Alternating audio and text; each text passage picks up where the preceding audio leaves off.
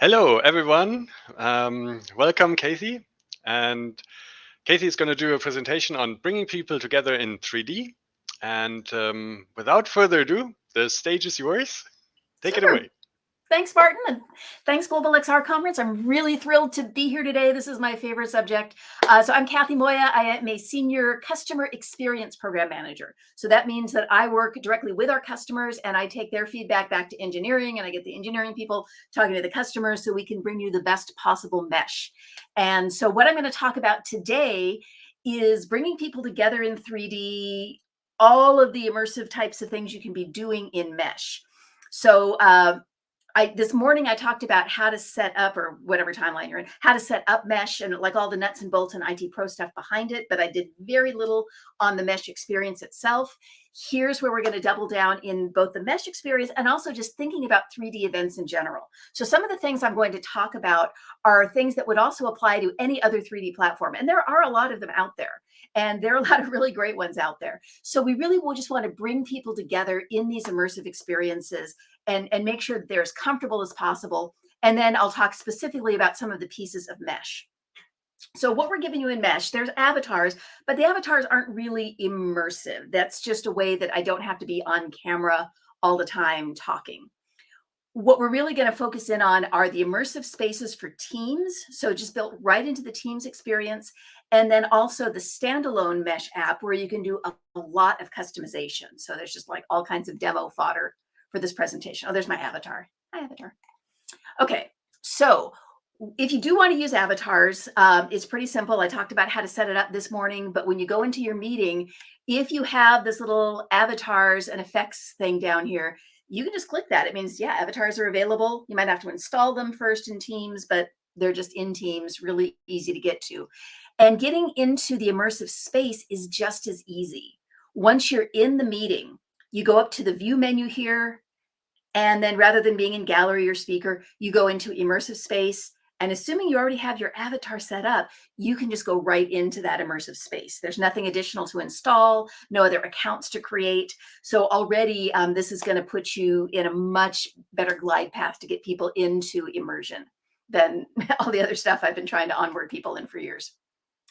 And then we also have a separate standalone app that you install from the Windows Store, or admins can push it out using something like Intune, MDM.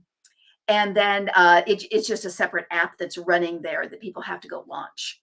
So the immersive space and the standalone app, those are in public preview right now. So, still early. We're still looking for feedback. I may have some bugs in my demos. It's a thing.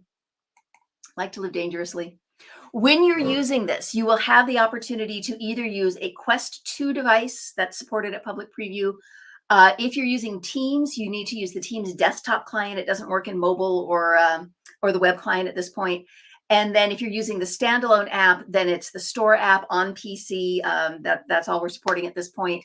And then there is a web-based portal that you use to create your events, but you're not actually entering the experience from the website.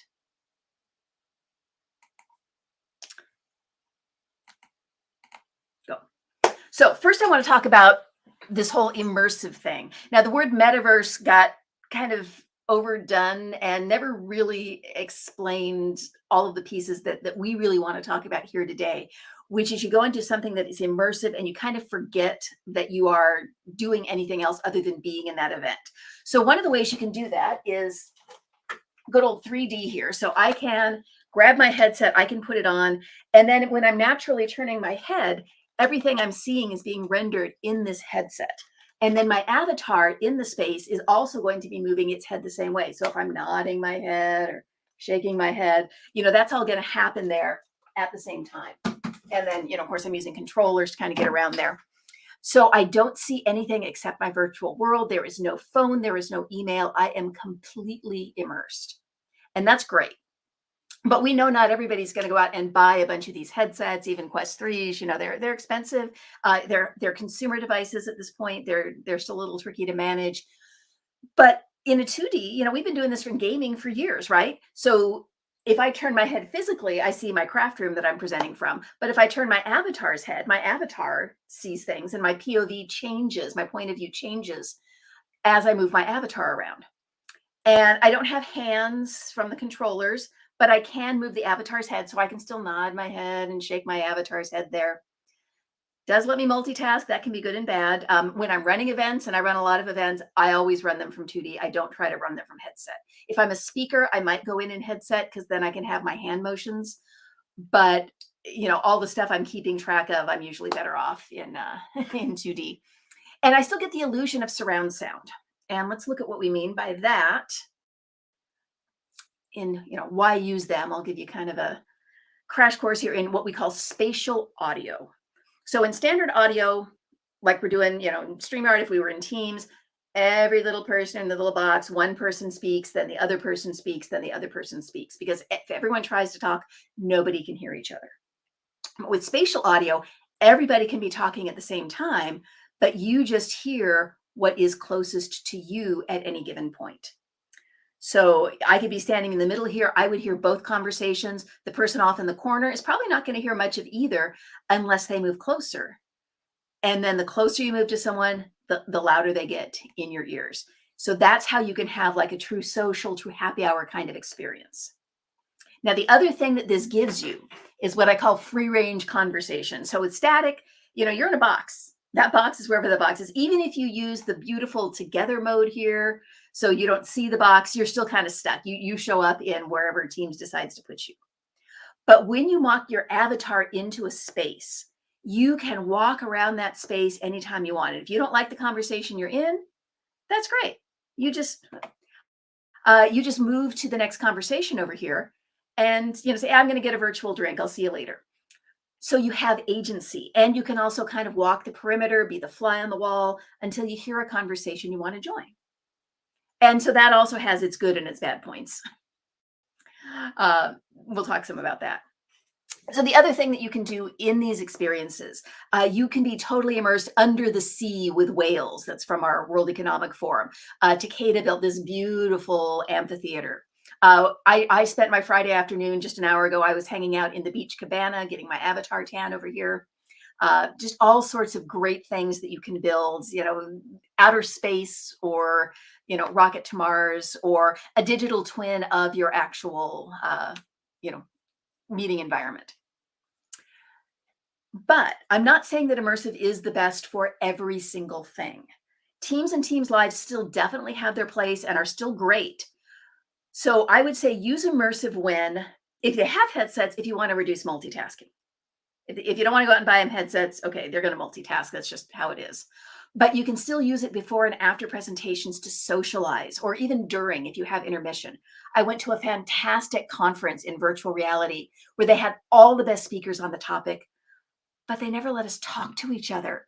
And it was like, guys, what's the point? I want to see, I would see people across the room. I know that person in real life. And I wanted to talk to them during intermission and I couldn't.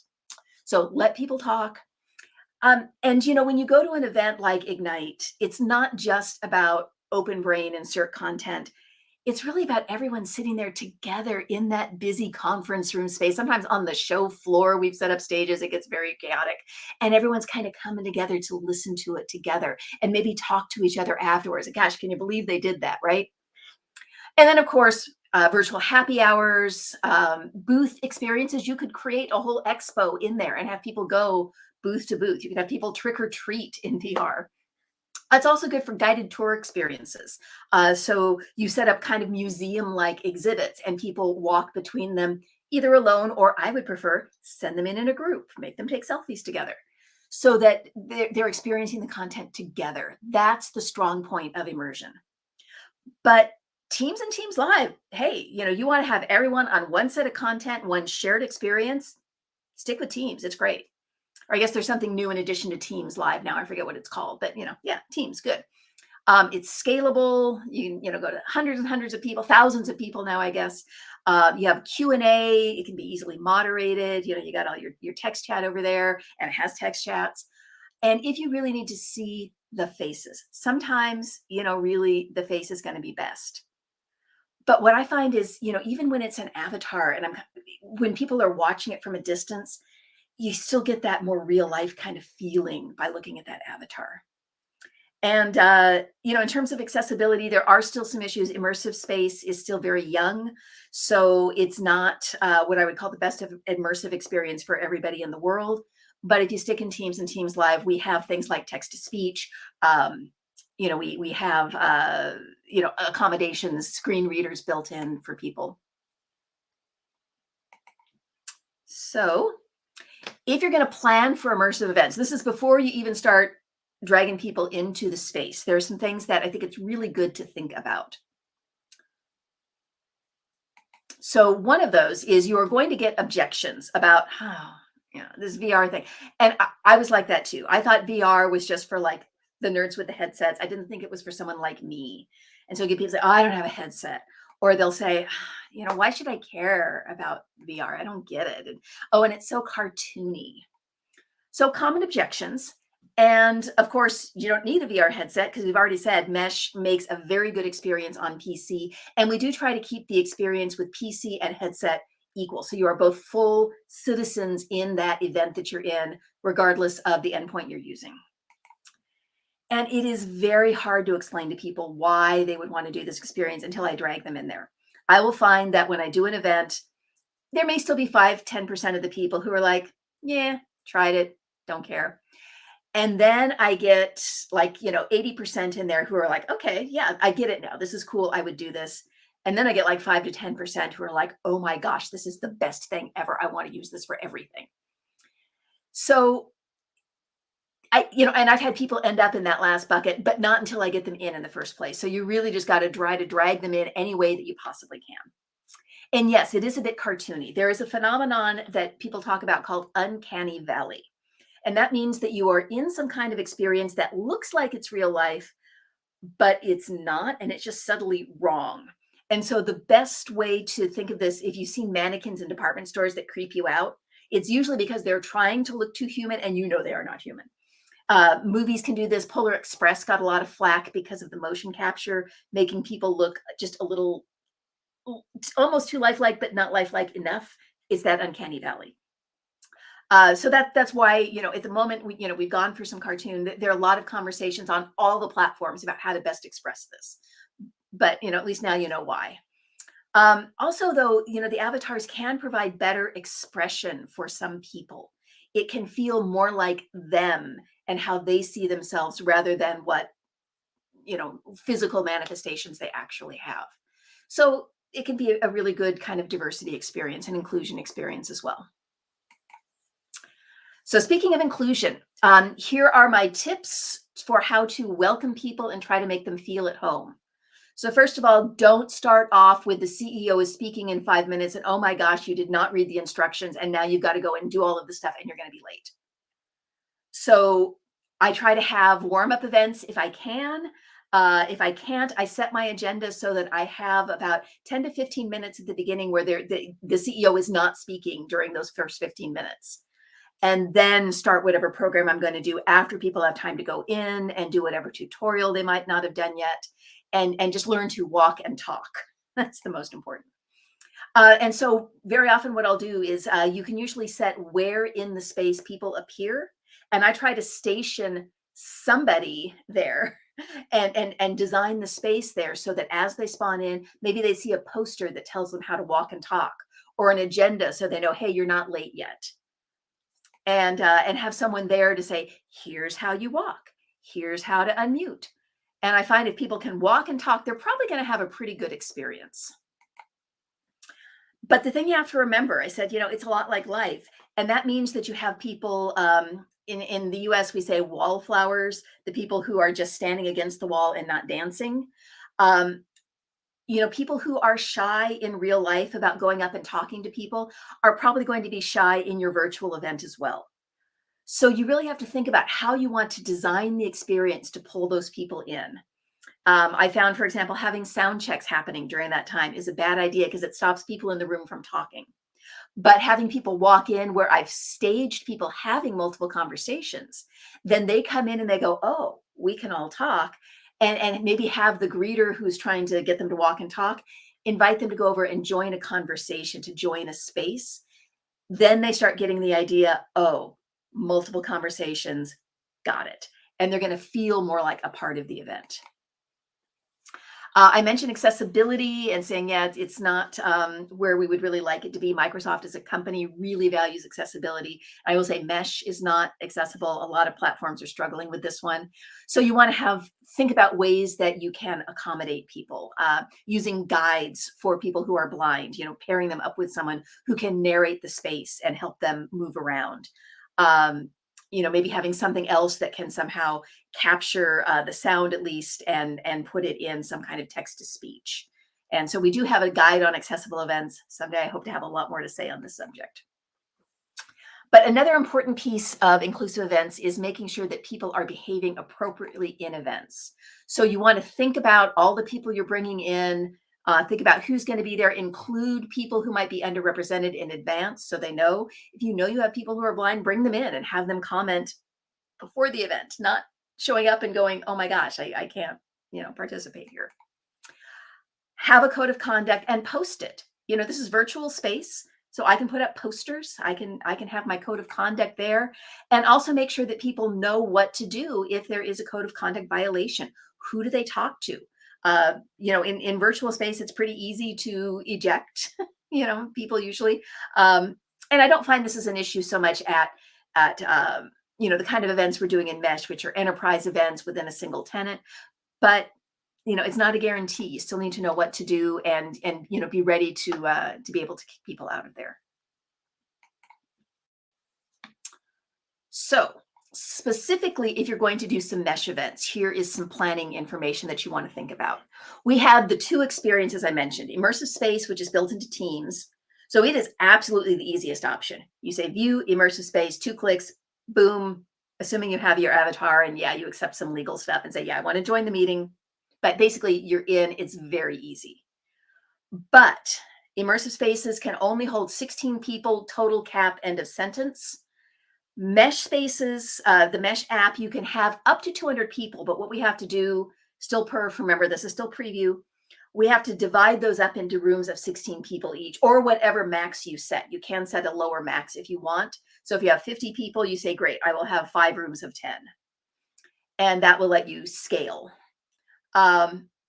If you want to do any kind of customization, at this point, the Mesh app is the only way to customize the event, to put up that signage, to bring in video, things that people can stand in front of. But you can still share things in Immersive Space and Teams. You just share like you do any other Teams thing. And I'll show you what that looks like in a minute. Teams events do have built-in chat, which is awesome. So you may want to stick with that one. And if you're doing a mesh immersive event, you can have people stay in gallery mode and other people go into immersive space. And as long as everyone stays in the same audio zone, the people in gallery and immersive space can hear each other. And it still gets captured for the text to speech. It still gets, the screen readers can still be doing their thing there. So it just kind of depends on how you want to approach this. And I would say try them both, figure out which one is going to be best for you. I'm not going to try to demo Teams inside of StreamYard. That's like to inception. But Martin, if you could go ahead and bring up the video here, great. And we're going to pause this for a minute. So this is what we call our lake house event. And if you go into a Teams immersive space, say view immersive space, this is the environment you will end up in first. And towards the back, you notice there's a picture on the wall. If you're sharing content, that content will go where the picture is, and the gallery of people's pictures or avatars or videos will show up underneath that picture. And, people can hang out. And notice there's kind of a glowing line around that space. So that becomes the audio zone, and everybody inside of that audio zone can hear each other equally well. But if you were to step out and go to the bookcases on the side of the screen there, that's outside the audio zone, and spatial audio kicks in there. So people by the bookcases would not necessarily hear the people who are at the fire pit roasting marshmallows. Maybe a little kind of off in the background. But if we're over here now roasting marshmallows. We need someone's dog here roaming around eating what's up on the floor. Yeah, mine would definitely be doing that. And we also have a beanbag toss. Once you roll 6, you get the arrow on the...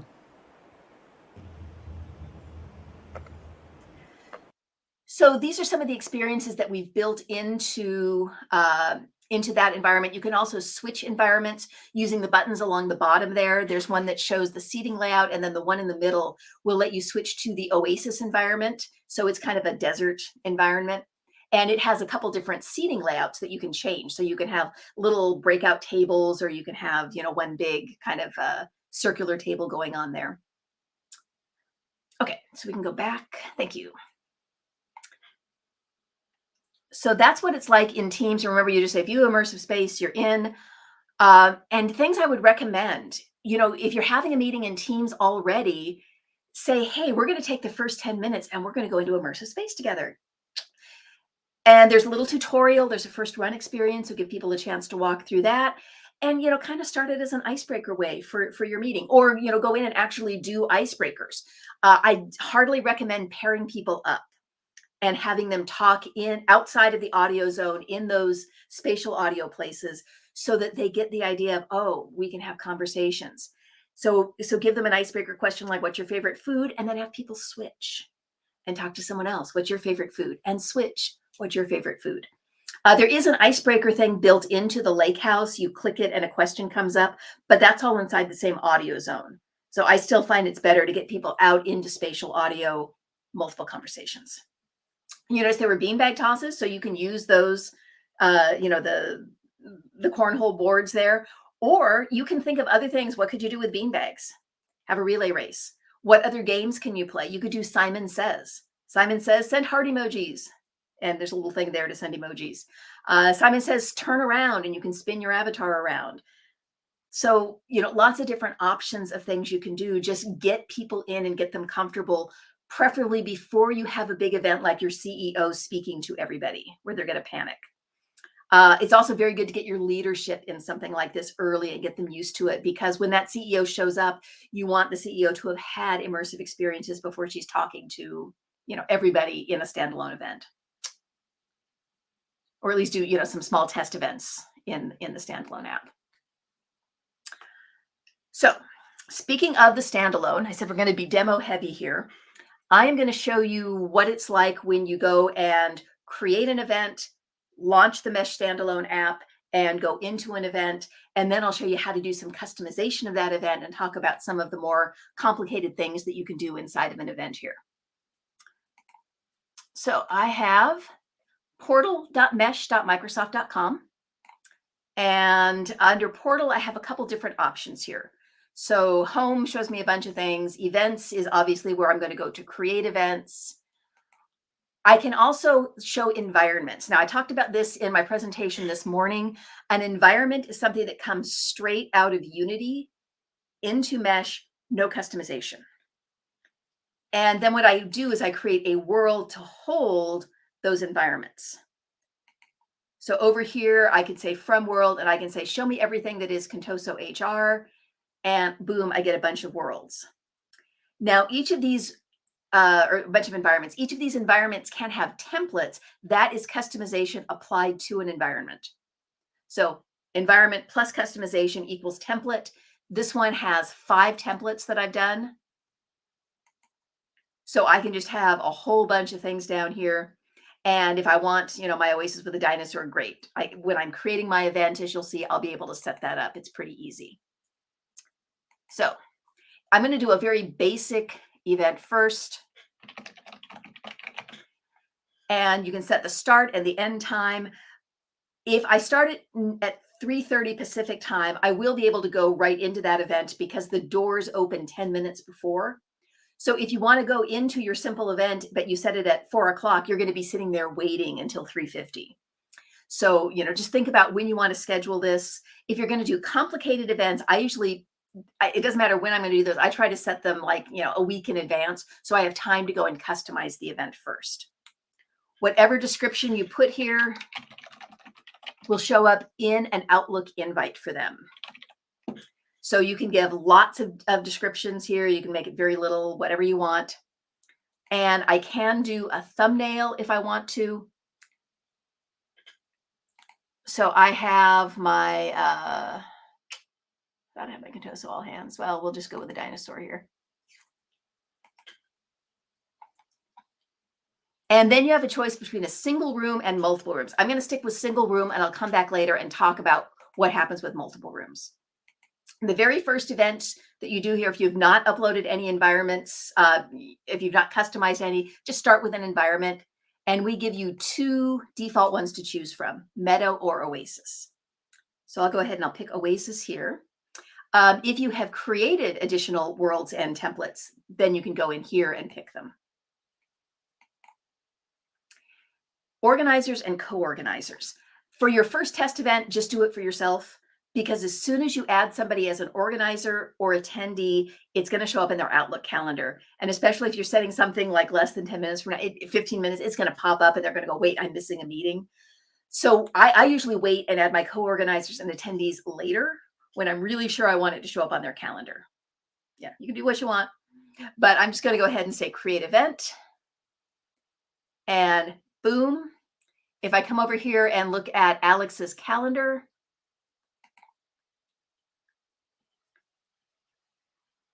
there we go. It's the 3rd. So that 3:30 event, that simple event that I just created, is right there. And if I go and edit it, that's where I can add people. And your pro tip, that's where you can add distribution groups. You cannot add distribution groups from the Mesh portal, but I do it all the time in here. Again, as soon as you add the distribution group, it's going to start showing up on people's calendars. If they decline the event, they will not see it in the Mesh app when they enter. If they leave it there without accepting or declining, it'll work. If they accept it, it'll work. But if they decline, if they delete it, they're not going in. So you may have to do a little bit of education for people about that. So if I'm ready to go in, I click my Start menu. I click my Mesh app. This is just installed from the Microsoft Store, just like any other store app. And it's going to take a minute to kind of do its thing. But I found if I left it open, there seems to be a bit of a bug that it kind of gets stale and it won't let me go into the app or go into the event I just created. So we'll give it a minute to load. And boom, here's my dashboard. So down in the bottom right, you notice I can click my avatar. I can customize my avatar from here. I can also log out from here. And I also want your feedback. Please give us feedback. But I'm just here in my dashboard. And you notice upcoming is my simple event in 2 minutes. If I refresh, that's probably going to move to happening now. It should, well, no, okay, it's going to wait until it actually clicks over to start. But notice I can join this one because it's in 2 minutes. I cannot join the one that's in 5 days. but I will be able to customize it in a minute. So I can say I want to join this event, and I get my little, are you sure? You can check your audio here. You can mute yourself if you want. I don't have sound on that one right now. And then I can go ahead and join. And while that's thinking, I'm going to bring up a help screen for you to think about here. User controls. If you are a gamer, WASD, WASD, those are keys that you're probably pretty familiar with. I am not a gamer. So I actually tend to tell people to use the arrow keys first if they aren't gamers, because your up, down, left, right arrows also work to move you around. But if you're doing this, W moves you forward in the space, S moves you backward in the space, and the A key will just let you kind of sidestep to the left, and the D key will let you sidestep to your right. Q and E will rotate you. Also, your left and right arrow keys will rotate you. So if you want to do Simon Says spinning, Q and E, arrows. If you're sitting down, press anything, that'll make you stand up again. And V lets you toggle. So you can have first person or third person view. I actually prefer the first person. This is, me kind of looking into the space here. But if I press my V key, you notice, okay, now I'm looking at the back of my avatar's head.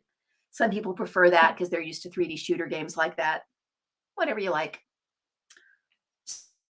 So, using my arrow, sit in some of these spaces. There is some pre-built seating here that we can get to, kind of jump around. When I am holding down my mouse, so I'm holding down my right mouse button and dragging, and that lets me pan and view. And then the other thing that I can do is click and hold my left mouse button until I get a blue circle there. That's a valid target to teleport into. If I'm getting a red arrow, that means it's not valid. If I let go, I'm not going to teleport there, but I can kind of move my mouse around until exactly I find that little blue thing, and great, now I'm teleporting. And you notice down here, I have my mute and unmute button. I don't actually have audio on because I'm doing some, remote desktop stuff here. But assuming I could unmute, I would. The event organizer can force people to be muted and then allow them to unmute later. And so I've got a couple things going on here. I am the event organizer, so I do have a control panel and I have host tools. Regular attendees would not have these. I can click over here to see how many people are in the event, and I can take pictures. So the default is the selfie cam. I can send emojis while I'm taking my picture, and then I just click the little button here, and there's my picture, and it's actually going to save to my gallery, which by default is OneDrive, unless for some reason you don't have OneDrive. Notice we've got nice little frames at the ends here. That'll help you get everybody into your picture properly when you're doing those selfies. And then when I'm ready to leave, I can just come over here and click this X. Oh, wait, I gotta get rid of my emojis first. Oh, no, I'm clicking on the wrong screen. There we go. Okay. So that'll open my gallery, and that'll turn name tags on and off. I don't have other people, so you can't see the name tags, but there's a cute little name tag thing built in.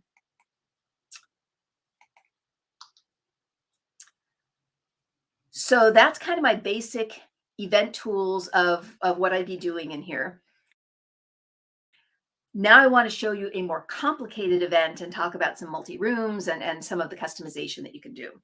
But I would say go in, when you get mesh hooked up, like I described this morning, go into a simple event, make sure you know how to move around and unmute yourself, and invite maybe a friend after you've done it a few times and feel comfortable so you can help them feel comfortable, and you'll be great.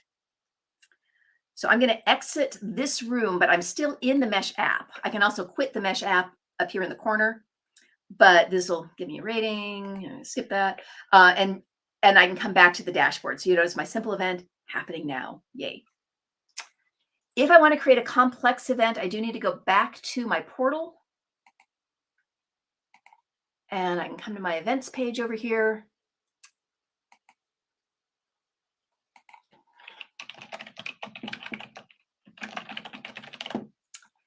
So if I want to customize I always try to set it at least a day in advance. Even if I'm going to do it later that afternoon, I still start by setting a day in advance. And then I might come back and tweak things and, play with templates and stuff. So let's just have this one happening next Friday. And we'll make it a little bit longer. And, again, I can put the description in here. I can do a thumbnail. But let's talk about room configuration. If I say multiple rooms, this is what's going to happen. So let's say that I want 15 people in my event, 15 attendees. So I said I'm going to have 5 people max per room because I want to have little kind of breakout small groups there. It's going to have 3 rooms by default. And what happens is if you are the organizer or co-organizer, you will not end up as one of those 15 people in the room. You will go into a special host room. This can create issues. It happened to me just 2 hours ago. My friend set up our self-host meeting in the cabana and the beach, and she set it up as a multi-room event. So we were hanging out in the host room, forgetting that we were in the host room and thinking that nobody was joining the meeting, that everyone blew us off that afternoon. No, they were there. They were in room 1. So it's very easy to forget. We filed some feedback, make it easier to tell when you're in the host room. But what'll happen is it'll just do the attendees. And when we hit 5, it's going to roll over and fill up the next room. And when that hits 5, that'll roll over and fill up the next room until we have our 15 people here. You can set the max at whatever you want. And one of my organizer tips is when you're practicing with this, set 2 people. I think that's the lowest max you can do, so that you will be able to do multiple rooms and kind of see what the experience is like. Now, I mentioned the organizer and co-organizers are off in this host room. So let's say it's just me, I'm the only organizer, and I am giving my speech like I am giving it to you right now with all of my emotion. There's nobody watching me. It's just this empty room that I'm talking to. And this doesn't feel so bad because I'm used to talking to my camera now after years of this. But when you're in immersive space and you're just talking to an empty room, it does feel really creepy. So the pro tip here, add trusted people as co-organizers. Then they will be able to come in and they will be your live studio audience. They can send their emojis. You are talking to people. They can also customize the space and muck with the event invite in Outlook. So only do people you trust. And you can have up to 16 people in the host room. And then what's going to happen is, so there's one of my tip there is, studio audience. What's going to happen then is when I am ready to speak, I will broadcast myself across the rooms. There are controls in there. Up to 3 people can broadcast at any one time. And then everybody in room 1, 2, and 3 will see those people. And if I'm sharing any content like a screen share or playing a video, everybody in all 3 rooms will see it. So they will think they're all in the same room as the hosts, as the organizers, but they aren't. Now you can switch roles. I was doing an event last week where I wanted to record it. We do not have any recording built in at this point. So I was just using Camtasia. But if I was an organizer, co-organizer, it was just me and the organizers, and I wanted to get the attendees. So I set myself up as an organizer to customize the space. And then I went and removed myself and I made myself just an attendee so I could pop into the attendee rooms. And then if I needed to, I could go back into the organizer room, have somebody who's still an organizer add me back in, and then, get that experience. So that's my little role switching tip there. The other thing is, let's say I really wanted to have a moderator in each one of these rooms. You have to kind of time it right. You can't make them a co-organizer, but you have to have somebody who is there as a co-organizer telling my moderator when to jump in. So, obviously have the moderator join early on before the official event. They should end up in room 1. And then as soon as room 1 is full, have the next person ready to jump in, and they should jump into room 2. Not an exact science. When that's full, have the moderator jump in. They should end up in 3, unless somebody has left room 2, in which case, nope, they'll end up in room 2. So it's, we know this feedback. This is public preview. It's what we got.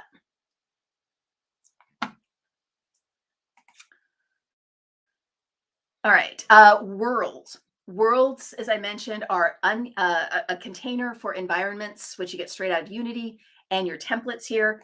So let's talk about how to customize things so that you can have the event that you want very quickly. And just, there's a little bit of text up there about world owners can manage membership. World members can just use any templates that you have and environments that you have created in that world. A world is an M365 group. So if you have blocked M365 group creation, that can cause issues with your worlds here.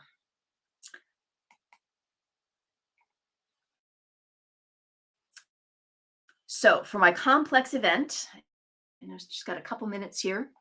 What I'm going to do is jump back into Mesh. And I have my Contoso all hands. I've already been doing a little bit of customization in here. So I can't actually join it, but because it's in the future, I can customize it. And only organizers and co-organizers can do this. So I'm going to jump in and I will give you some of my tips here. And no, I'm not, because I'm getting that bug again. All right, so I got to exit Mesh and I got to come back in, which will eat up a little bit of time. So while we're doing this, let me talk about signage as a really important thing here. You can add images. And so I make all my signs in PowerPoint and I make them posters. And so I can tell them where to go, what to do, give them QR codes to take a survey, or I didn't make mine big enough. Oops. And okay, so now we're back here. And I have my Contoso all hands. It should let me join now, please. Yes.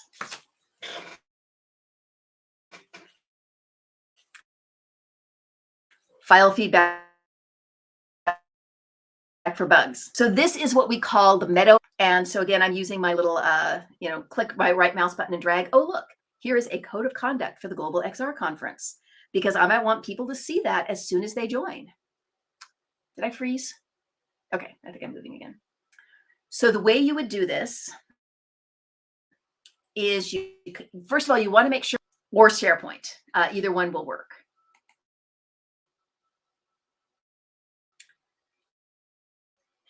And I'm actually going to go to my branding is the one that I wanted. And great. So here are my documents and branding. So if I wanted to add the code of conduct, I've got it here as a PNG.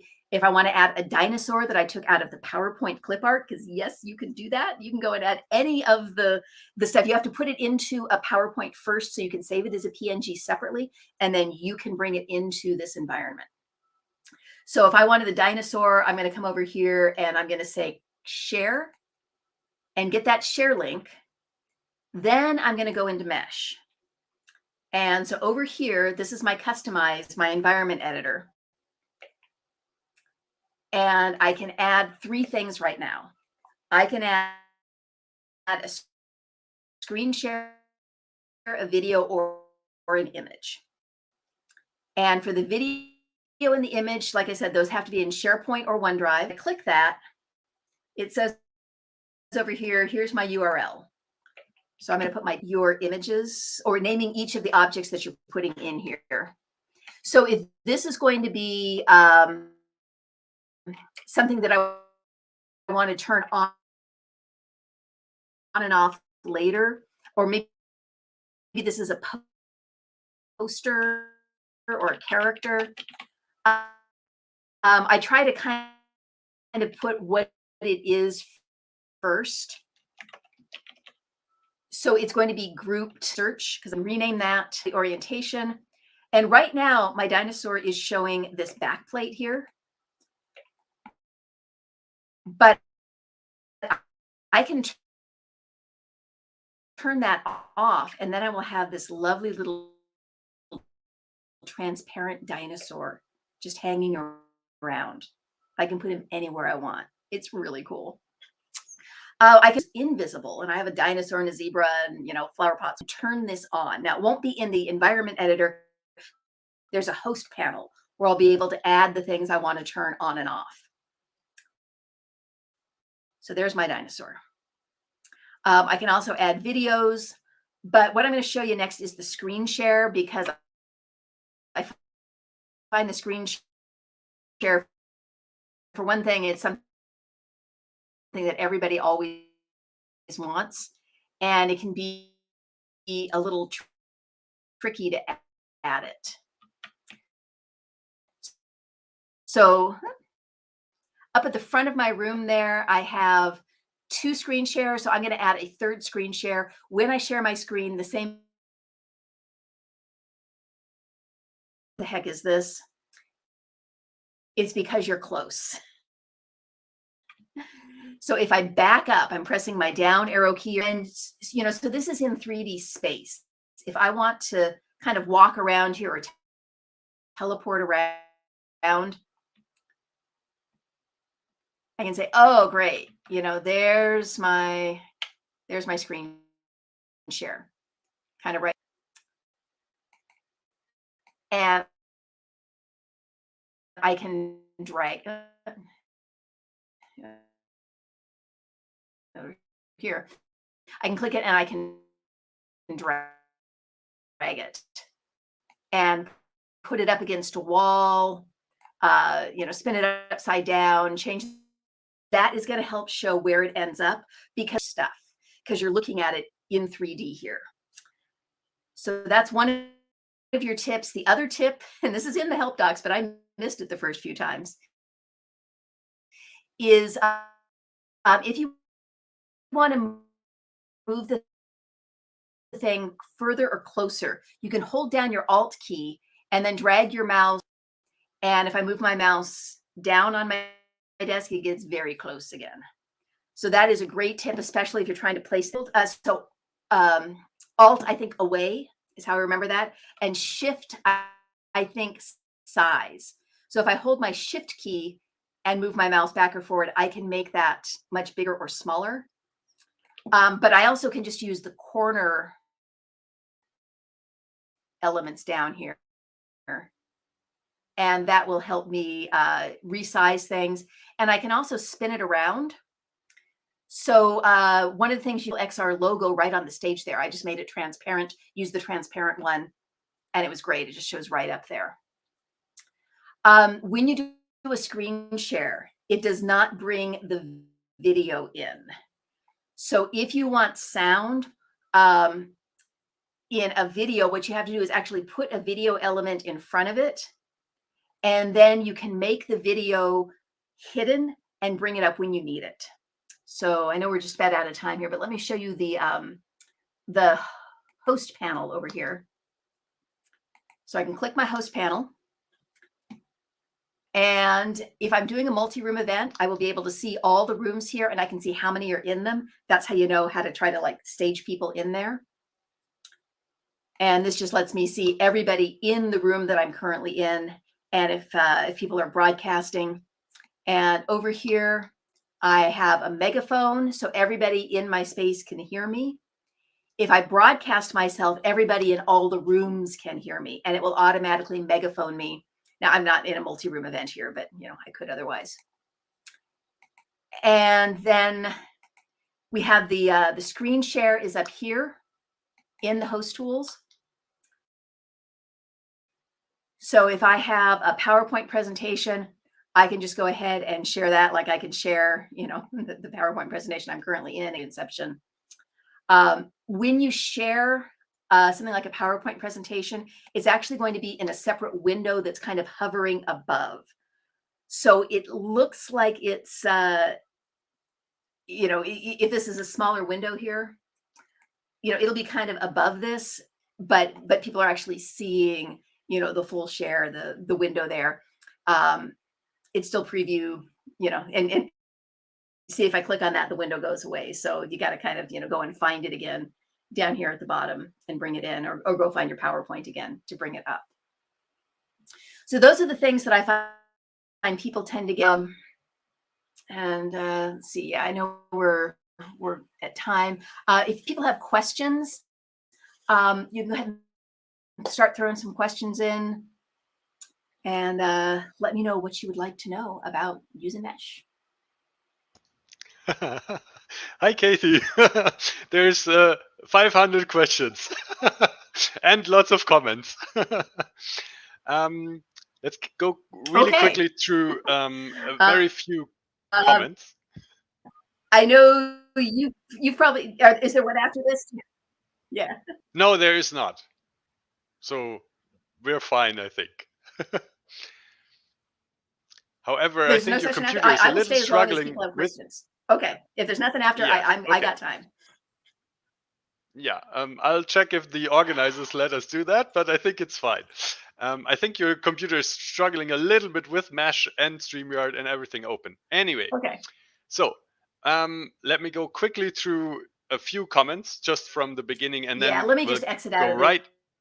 this environment and maybe that'll help. Okay.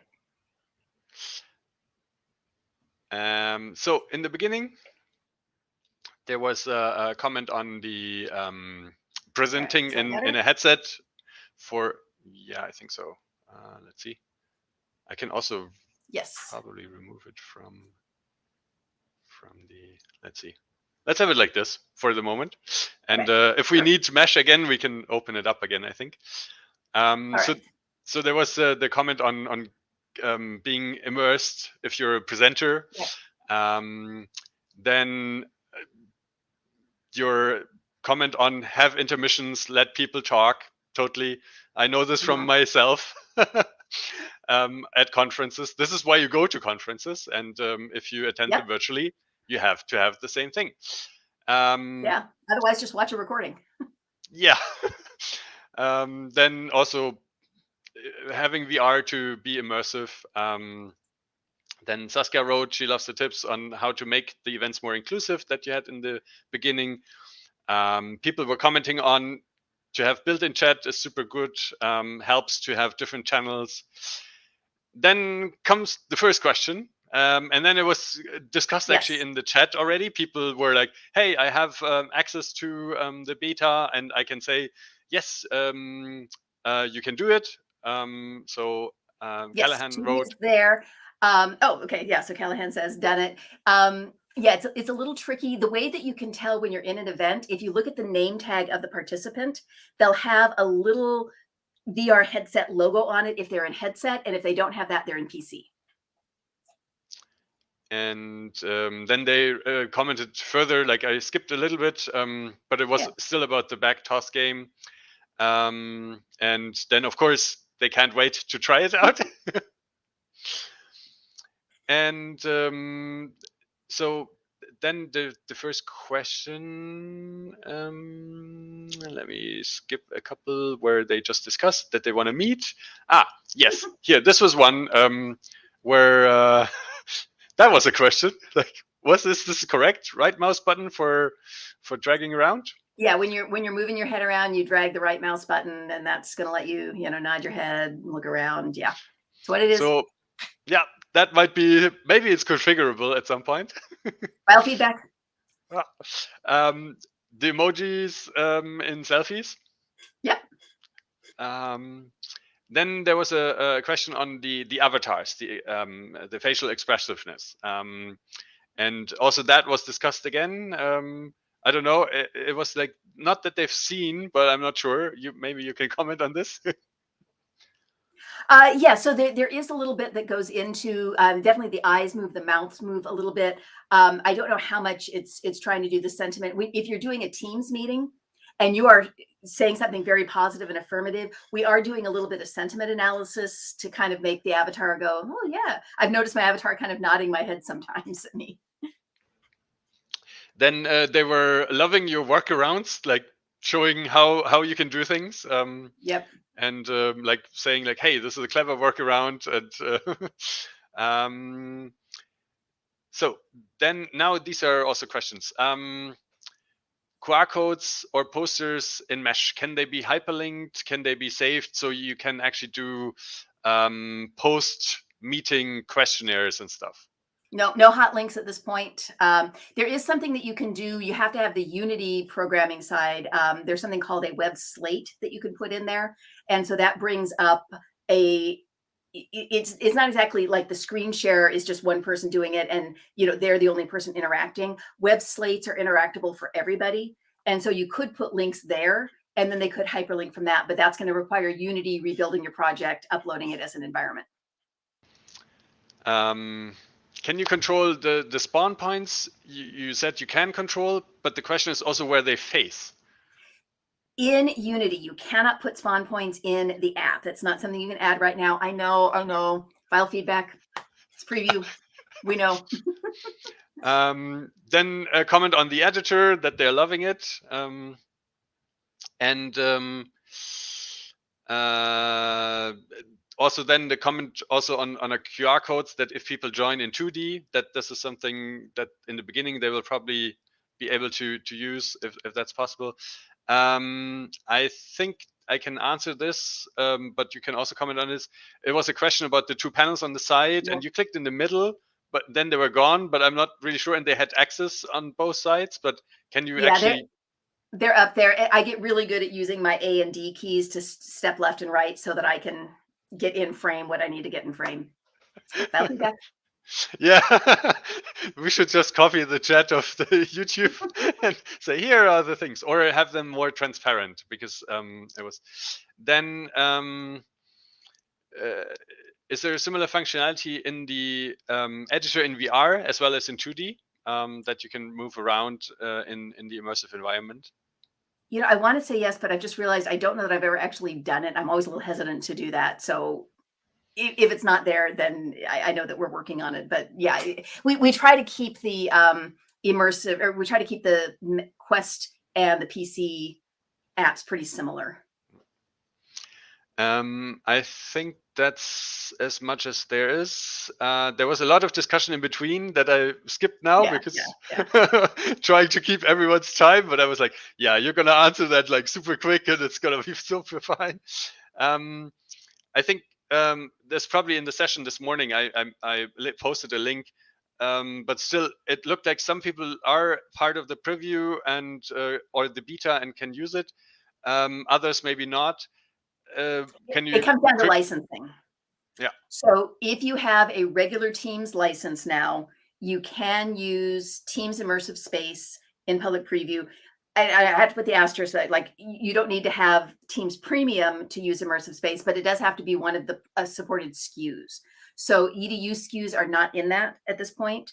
There are, we have all these flavors of SKUs. So and I'm not going to try to quote them from memory because I can't, but in the documentation, it does list which SKUs are supported and which SKUs are not. So if you have one of those, Immersive Space will work.